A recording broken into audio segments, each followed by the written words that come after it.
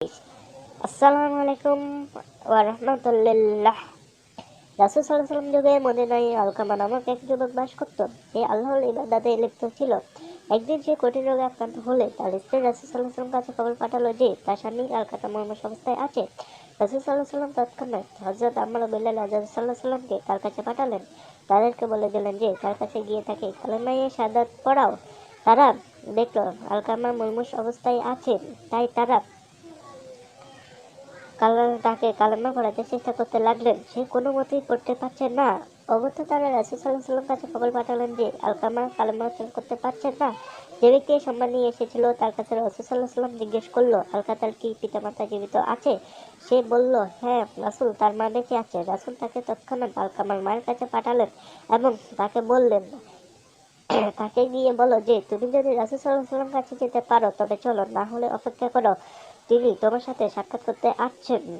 দ্রুত আলকামার মায়ের কাছে গেলেন। রাসূল সাল্লাল্লাহু আলাইহি ওয়াসাল্লাম যা বললেন তা জানালেন।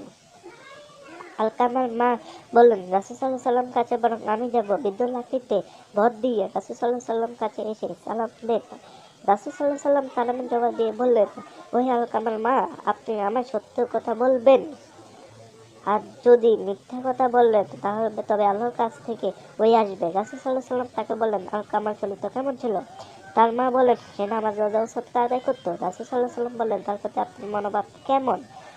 তিনি বললেন, আমি তার প্রতি অসন্তুষ্ট। রাসূল সাল্লাল্লাহু আলাইহি ওয়াসাল্লাম বললেন, কেন? তিনি বললেন, সে তার স্ত্রীকে আমার উপর অগ্রাধিকার দিত এবং আমার আদেশ অমান্য করত। রাসূল সাল্লাল্লাহু আলাইহি ওয়াসাল্লাম বললেন, আলকামার মা অসন্তুষ্টর কারণে সে কালেমা উচ্চারণ করতে পারছেন না। রাসূল সাল্লাল্লাহু আলাইহি ওয়াসাল্লাম বললেন, হে বিলাল, আমার জন্য প্রচুর পরিমাণে কাষ্ঠ নিয়ে আসো। বৃদ্ধা মা বললেন, হে রাসূল, কাষ্ঠ দিয়ে কি হবে? রাসূল সাল্লাল্লাহু আলাইহি ওয়াসাল্লাম বললেন, আমি ওকে আপনার সামনে আগুনে পুড়িয়ে দিব। বৃদ্ধা বললেন, আমি তা সহ্য করতে পারবো না।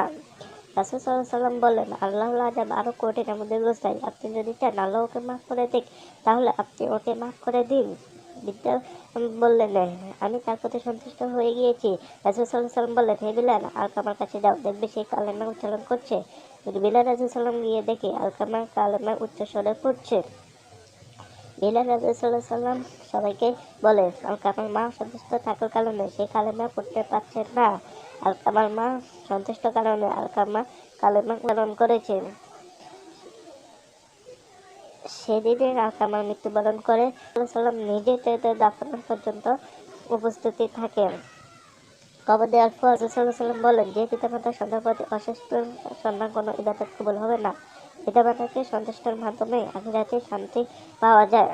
মনে রাখবে, পিতামাতার অসন্তুষ্টি আল্লাহর সন্তুষ্টি, পিতামাতার অসন্তুষ্টি আল্লাহর অসন্তুষ্টি। হ্যালো, আসসালামু আলাইকুম গাইস। আপনাদের মাঝে যদি ভিডিওটি ভালো লেগে থাকে তাহলে একটি লাইক এবং কমেন্টে জানাবেন কেমন হয়েছে। ভিডিওটিতে আরও নতুন ভিডিও পাওয়ার জন্য আমাদের চ্যানেলটি সাবস্ক্রাইব করে থাকুন। আসসালামু আলাইকুম।